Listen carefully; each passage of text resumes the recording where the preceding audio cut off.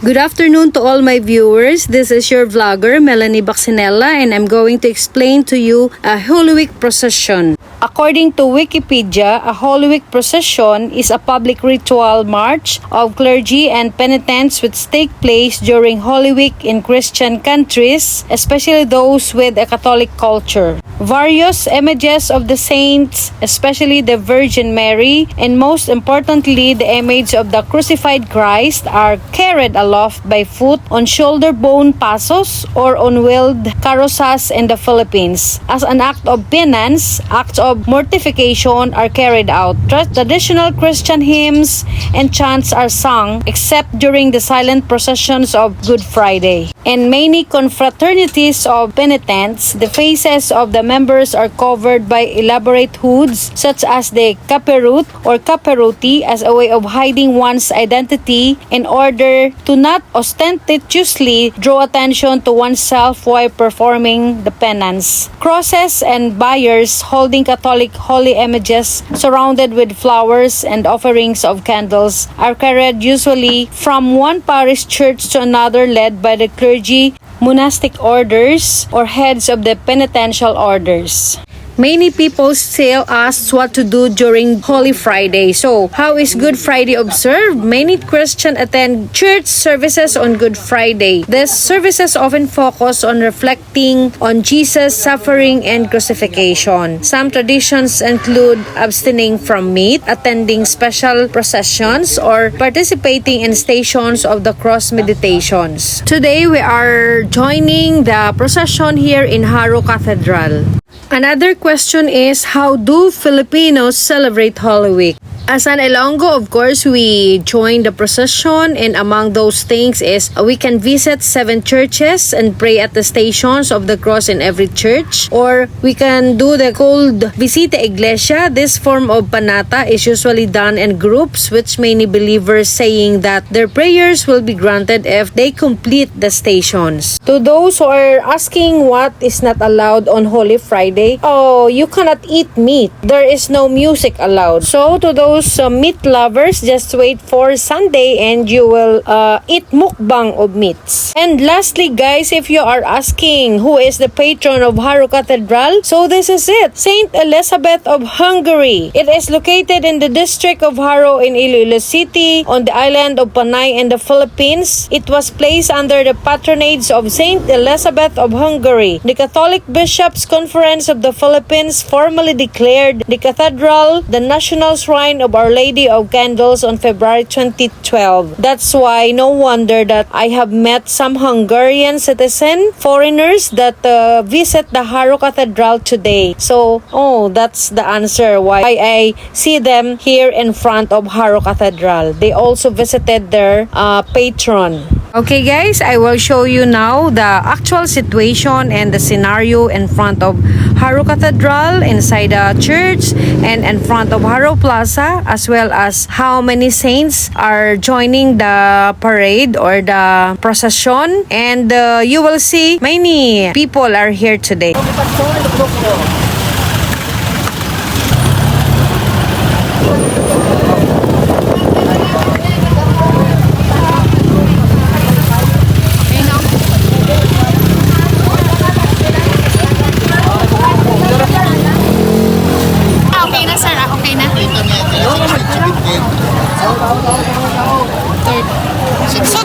Ano oras ma-start sir ang aton nga prosesyon? Pagka 6 per base ko na plasta ara na tanan malakabase mahambal si Father Gillian malakat kita. Okay sir, thank you.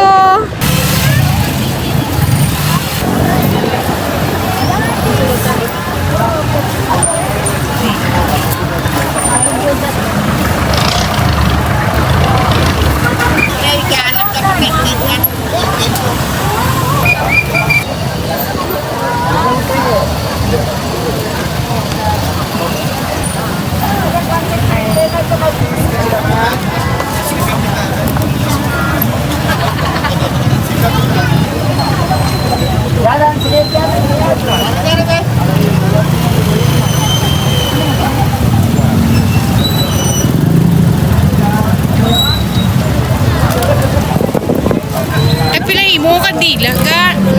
Kapilay mo kandila. 30. Sige lang. Ano kayo may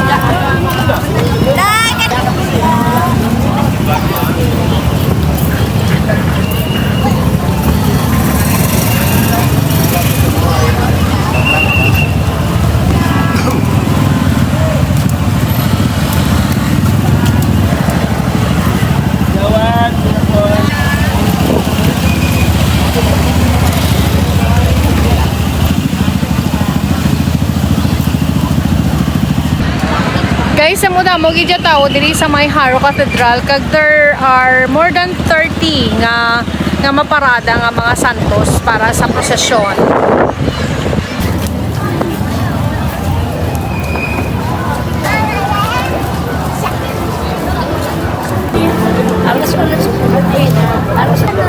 Santo Antero daw ini sabi ni Sir.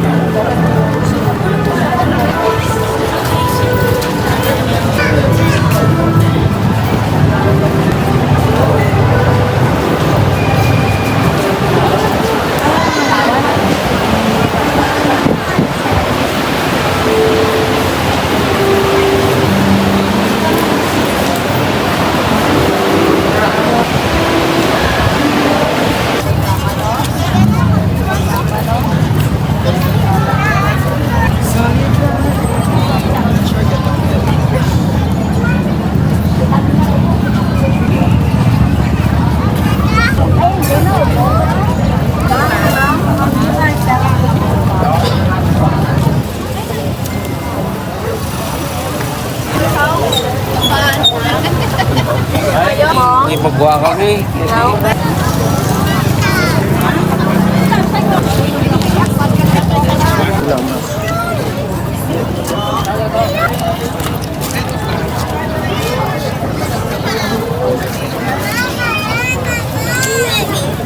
Sige, kata.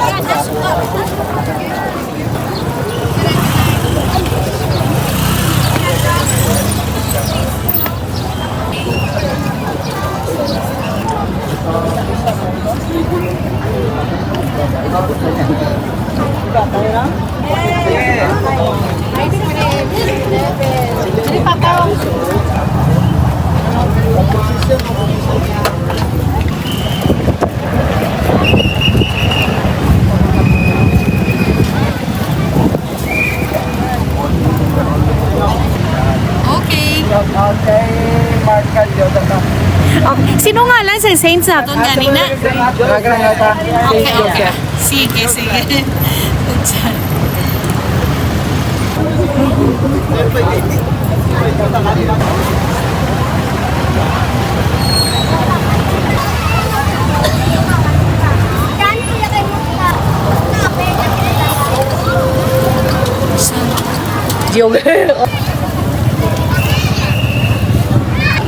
Dalawang tao mo.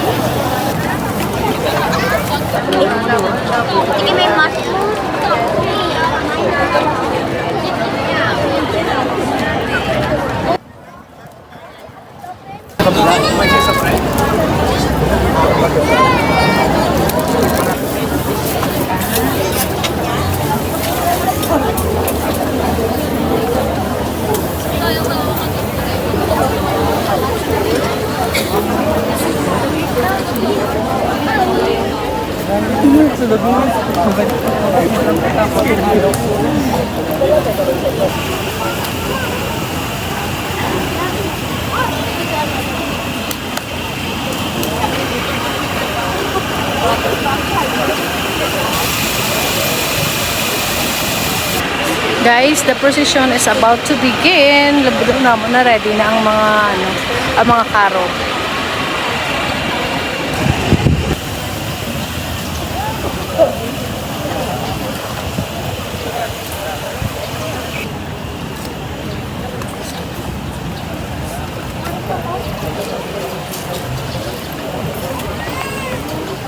Jo. Day, gusto na day.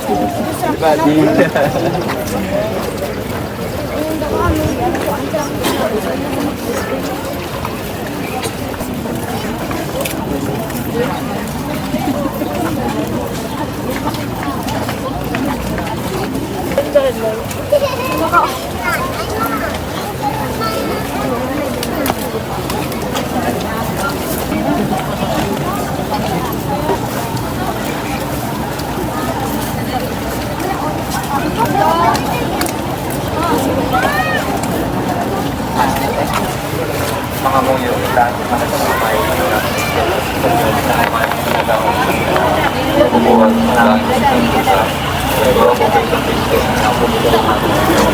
yung panamsok sa lahat ng hindi na ako sa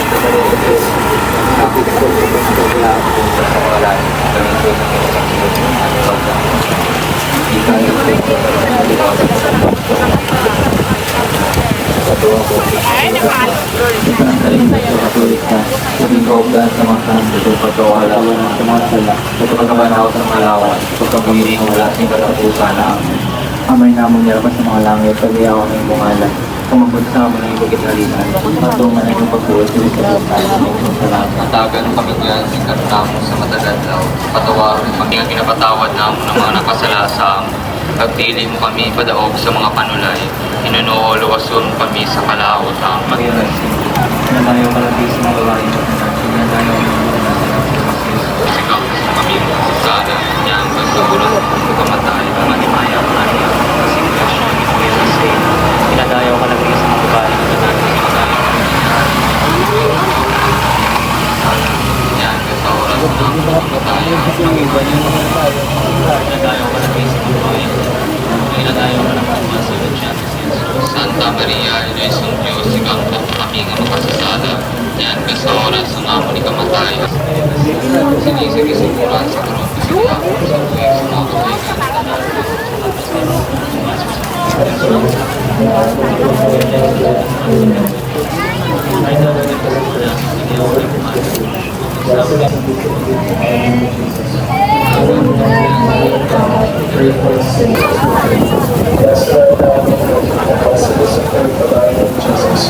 Holy Mary, Mother of God, pray for us sinners, now and at the hour of our death. Amen. To the Father, and to the Son, and to the Holy Spirit, as it was in the beginning, is now. Forgive us our sins, save us from the fires of hell, and those in need of thy mercy. Let us not be ashamed, but rather be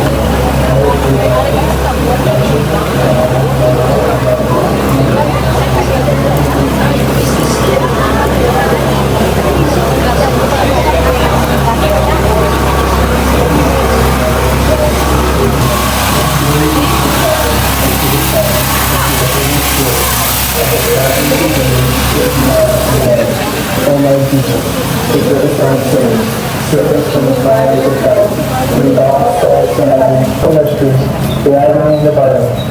Our Father, who art in heaven, hallowed be thy name. Thy kingdom come, thy will be done. Give us this day our daily bread, and forgive us our trespasses, as we forgive those who trespass against us. And lead us not into temptation, but deliver us from evil. Amen. Full of grace, the Lord is with thee. Blessed art thou among women, and blessed is the fruit of thy womb, Jesus. Holy Mary, Mother of God, pray for us sinners, now and at the hour of our death. The Lord is with thee. Blessed art thou among women, and blessed is the fruit of thy womb, Jesus. Holy Mary, Mother of God, pray for us sinners, now and at the hour of our death. The Lord is with thee. Blessed art thou among women, and blessed is the fruit of thy womb, Jesus.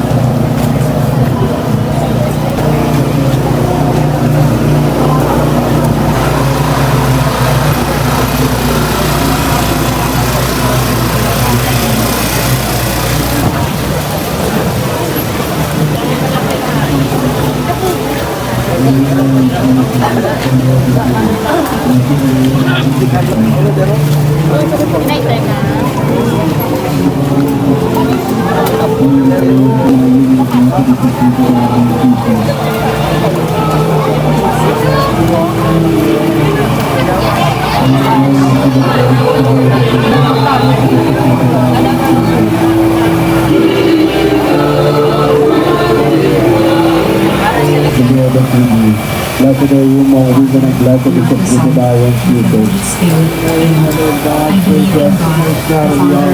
The Lord is with you. Blessed are you among women, and blessed is the fruit of thy womb, Jesus. Pray for us sinners, now at the hour of our death. Amen. Hail Mary, full of grace, the Lord is with you.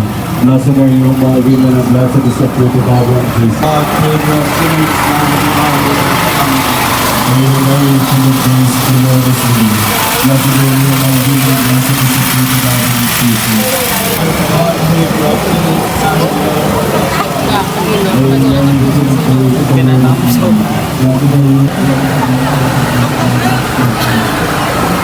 at the hour of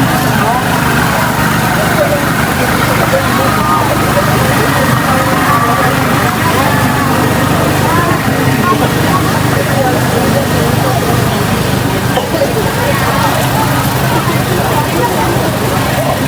is with you. Blessed are you.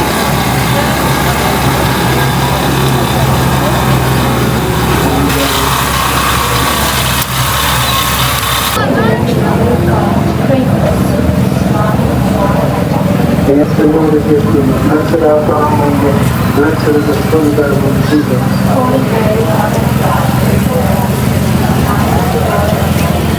Hail Mary, blessed is the fruit of thy womb.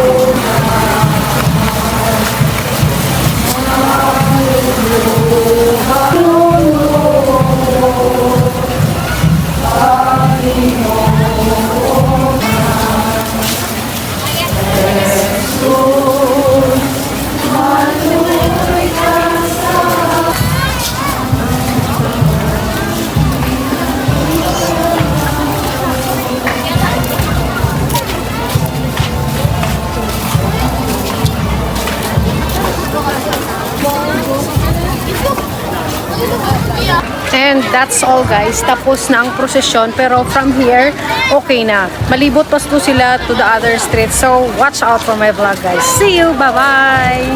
Pa?